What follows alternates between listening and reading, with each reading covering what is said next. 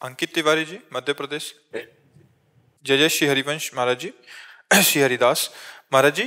दास 1 साल से नाम जप कर रहा है, साथ में 84 जी, सेवक पानी, राधा सुधा निधि, भक्त नामावली, भक्त माल, केली माल, रत्नाकर, मीरा सुधा निधि, प्रीतम काव्य का नित्य पाठ करता है, 11 माला भी करते हैं, जिससे भाव में वृद्धि हुई है।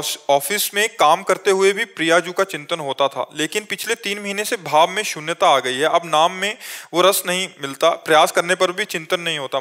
कभी कभी ऐसा हो जाता है कि हमें अपने साधन का कहीं न कहीं मीठा मीठा अहम हो जाता है और हम कहीं किसी भगवत प्रेमी महात्मा, भगवत भक्त, भगवत मार्ग के साधक में दोष दर्शन कर लेते हैं, तो ऐसी दशा आ जाती है।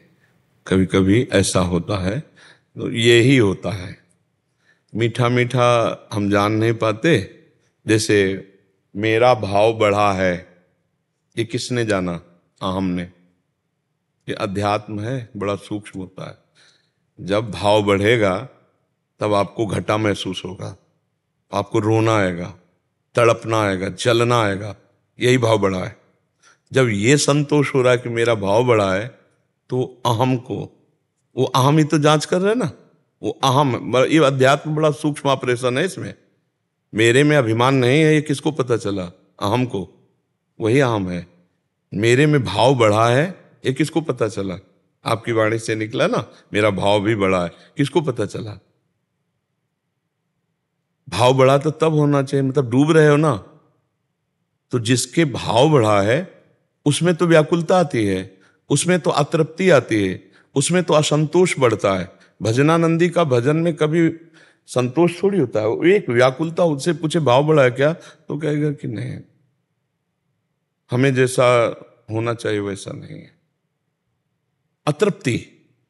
प्रेम सदा बढ़िवो करे, ज्यो शशि कला सुबेश, पय आमे पूनो नहीं, ताते कबो न शेष।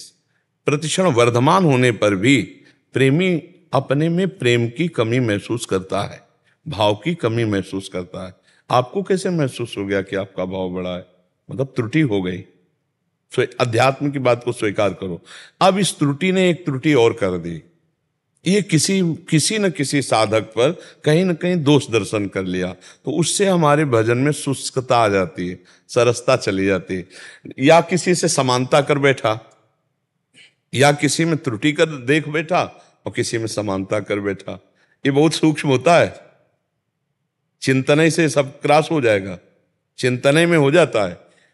बहुत बहुत दुष्ट है मन, बहुत दुष्ट है। ये बहुत जल्दी फंसा देता है, कहीं ना कहीं गलती करवा देता है। उस समय तत्काल इष्ट से, गुरुदेव से प्रार्थना करे, प्रभु क्षमा करो, मैं नीच अधम आपकी कृपा से चल रहा हूं, अहंकार ऊपर से हो रहा है। चल रहे हैं हम आपकी कृपा से, दौड़ रही ट्रेन और हम समझ रहे यात्रा हमारे पैरों से हो रही। हम तो बैठे हैं प्रभु, यात्रा तो आपकी कृपा से हो रही। जैसे ट्रेन दौड़ रही, एक आदमी दौड़ रहा था डिब्बे में, इधर से उधर, इधर से उधर। तो एक आदमी ने पूछा, क्या बात है, आप दौड़ क्यों रहे हो? बोले, मुझे अमुक स्टेशन जा रहा है। तू बैठ जा, ट्रेन चल रही, तू बैठ जा, स्टेशन ट्रेन पहुंचा है, तो तू बैठ जा, अपना हम बैठा ले। तू गुरु कृपा से, हरि कृपा से, इष्ट कृपा से, महारानी जी की कृपा से इस भाव देश में आगे दौड़ रहा है। अहम बड़ा घातक होता है। तो कई बार देखा गया है कि इस अहम के द्वारा कहीं न कहीं दोष दर्शन या किसी महापुरुष से समानता का भाव आने पर ये शुष्क हो जाता है। पहला जांच करना। और दूसरा, कभी कभी गुण प्रभाव आता है, ये ज्यादा देर नहीं टिकता है। ये 8 घंटे 10 घंटे इसी में संभल जाएगा। ज्यादा देर ये टिकता है जो पहला बताया। गुण प्रभाव में कभी कभी भजन में मन ना लगना, एकदम मन शुष्क हो जाना।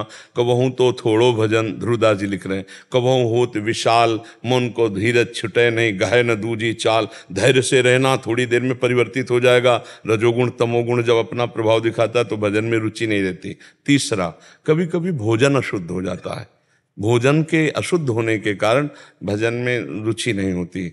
भजन सुखपूर्वक हम जैसा स्वाद लेके करते थे वैसा नहीं होता। पर ये भोजन वाला और ये गुण वाला ये कुछ समय का होता है। लंबे समय तक अगर शुष्कता बनी रहे तो ढूंढ लेना चाहिए पहले वाले लक्षण में कि हमसे कोई त्रुटि हो गई, अहम जनित कोई दोष दर्शन, अहम जनित कोई छिद्रान्वेषण, दूसरे पर दोष दर्शन, यही हमको भजन से विरत कर देता है। और ये खूब अपने लोग बड़ी सूक्ष्मता से इसको देखे हुए हैं। ये बड़ा अंदर का विषय होता है ना, सूक्ष्मता से होता है। किसी से होड़ कर लेना, किसी से अपने को जोड़ने लगना, तारतम्य गुण दोष का, इससे भी भजन में हानि हो जाएगी। या किसी की अवहेलना, निंदा, दोष भाव, ऐसा वो आप देख लीजिए, 3 में से। प्रायश्चित कैसे होगा इसका? है? इसका प्रायश्चित कैसे होगा? बस जान लिया और अंदर से ताप पैदा हो रहा है, प्रायश्चित तो हो ही रहा है कि आप जल रहे हो अंदर से कि मेरे से मेरा भजन वो नहीं हो रहा, क्या बात है। अब वो अगर ढूंढो आप तो आपको स्मरण में आ जाएगा। अब ढूंढना आप एकांत में बैठ के नाम जप करते हुए, तो आपको अच्छा मैंने अमुक संत के बाद तब बचता है। बहुत सूक्ष्म विषय है, लेकिन तो बहा ले जाता है बड़े धीरे धीरे, और फिर दूसरों के दोष दर्शन करता है, देखो ये तो ऐसे है, ये तो ऐसे, और गिरा देता है। इसे संभाल कर परमार्थ में चलाया जाए, तो नहीं तो ये फंसा देता है। आप समझ पा रहे ना? हम यही त्रुटि होती है, नहीं तो फिर भजन धीरे धीरे छलांग मारता है। रात दिन एक आनंद की आध्यात्मिक उन्नति पर उसको हर समय महसूस होगा कि जैसा महापुरुषों में होना चाहिए वैसा मेरे में नहीं है। ऐसा मेरा भाव बड़ा है, ये कभी जवान से मत निकालना, अब ना निकालना कि मेरा भाव बड़ा है। कहा ठीक है, आप गुरुजनों की कृपा, संतों की कृपा पर जैसा होना चाहिए वैसा हर समय नहीं। जैसे आपके पास 1 करोड़ रुपया जेब में हो, तो आपसे कहा जाए आप करोड़ रुपया रखते हो क्या जेब में, तो आप सीधे नहीं, तो आपका चलता है नहीं, सब चल जाता है, इधर उधर से सब चल जाता है, कृपा है। वो थोड़ी बताएगा कि जेब में 1 करोड़ रुपया रखे कि अभी 4 आदमी बाहर लग के छीन लें। तो हम अपने भजन को कैसे बता देंगे कि हमारा भाव बड़ा है? बहुत चतुरता, बहुत सावधानी। जैसे हम कभी संतों गुरुजनों से कभी बात करें तो भजन कैसा चल रहा है, बस जैसा चल रहा है आप तो सब जानते हो, कृपा से ही है हमारे में, तो क्या भजन हम क्या कर पाएंगे। वो तो बस एक सांस में अपनी पूरी साधना को बता जाना, वो अहम नोट कर रहा है। सूक्ष्मता से समझ रहे ना? अहम नोट कर रहे हैं, हम ये पाठ कर रहे हैं, हम ये कर रहे हैं, हम ये कर रहे हैं, ये कर रहे हैं, मतलब वो अहम पुष्ट हो रहा है, उसी को मारना है। साधना काय की हो रही? अहंकार के नाश की। जिसका जितना अहंकार नष्ट हुआ है अध्यात्म में, वो उतना ही उन्नति को प्राप्त हुआ है। जिसका पूरा अहंकार नष्ट हो गया वो भगवत प्राप्त हो गया। आप समझ रहे ना? हाँ, मतलब अच्छा, इसमें और देखो, अब हम आपको अभी कहें कि तू अहंकारी है और तो कुछ तेरे पास है नहीं, अब बुरा लगेगा। हम कितना अहंकार का पक्ष ले रहे हैं कि हमको डॉक्टर बता रहा है कि रोग तुम्हारे अंदर है, और हम रोग का पक्ष ले रहे हैं कि नहीं। मतलब दोषों को इतना सुरक्षित छुपाने वाले अपने लोग हैं कि गुरुजन भी कहें, बहुत खुशी होनी चाहिए कि हम तो नहीं पकड़ पाए, लेकिन पकड़ लिए कि दुष्टता भरी नाथ, अब आपने पकड़ लिया है तो अब आप कृपा करके इसका नाश कर ही दीजिए, अब हमारे बस का तो है नहीं। ऐसा होना चाहिए। और जबकि इसका उल्टा हो जाता है, अपने दोषों को हम जो छिपाने की प्रवृत्ति रखते हैं, इसको भी छोड़ना होगा।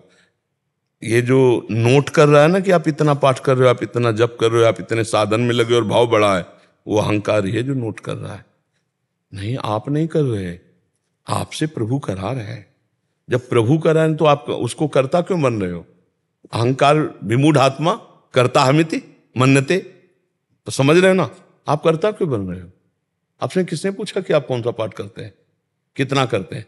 आप क्यों भूल गए? ये आपके अंदर वो बैठा है ना। हाँ, देखो, आप जिस लिए आए हो अध्यात्म के लिए तो आए ना।